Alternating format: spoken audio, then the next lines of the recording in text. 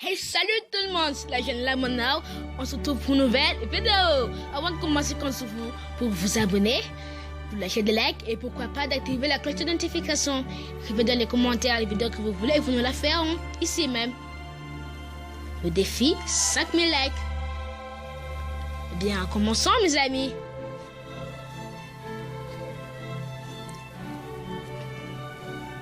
Voici la question d'aujourd'hui. Quel est le premier club de football à avoir remporté la très connue Champions League? Merci de répondre dans les commentaires. Eh bien, qui ne connaît pas la Champions League? Il a été créé en 1955.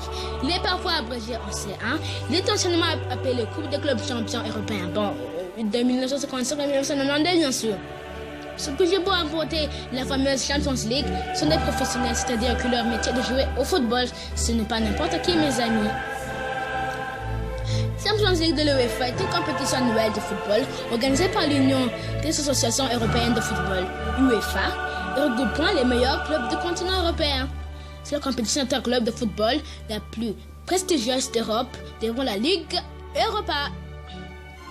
Le vainqueur de la compétition est automatiquement qualifié pour l'édition suivante. Il participe également à la Super Coupe de l'UEFA, ainsi qu'à la Coupe des clubs de l'UEFA.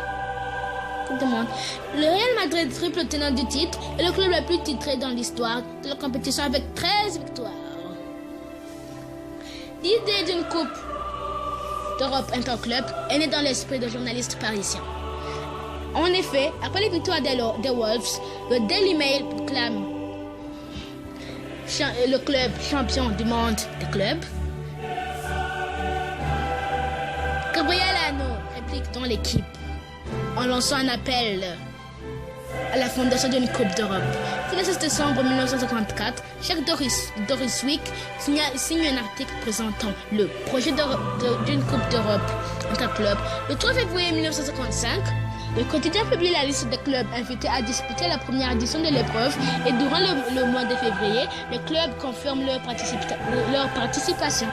Le 1er mars, le comité exécutif de l'UEFA se déclare inapte à assurer correctement l'organisation d'une telle épreuve et laisse à chaque fédération le libre choix d'accepter ou pas de prendre part à cette épreuve. Chaque fédération doit désigner son représentant. La plupart d'entre elles ne désignent pas le champion en titre, mais font un choix par la popularité du club, à condition que celui-ci ait déjà remporté le championnat national au moins une fois. Revirement de situation le 8 mai, alors que tout est bouclé, avec 16 clubs partants et même la désignation arbitraire des huitièmes de finale a même déjà eu lieu, la FIFA sans le danger de laisser à les intervenants extérieurs la prise en charge de compétition et pousse finalement l'UEFA à prendre en charge l'organisation de l'épreuve. La FIFA interdit même l'utilisation du mot Europe dans le nom de l'épreuve, désirant réserver ce terme aux compétitions entre équipes nationales. L'UEFA et la FIFA font le maximum pour décider les Anglais à participer, mais la FA reste inflexible. C'est non. Le Chelsea FC était partant, mais son forfait est rendu officiel le 26 juillet 1955. Alors, c'est tout pour aujourd'hui. Je vous demande de vous abonner, de lâcher des likes si ce n'est pas fait. Alors, au revoir et ciao.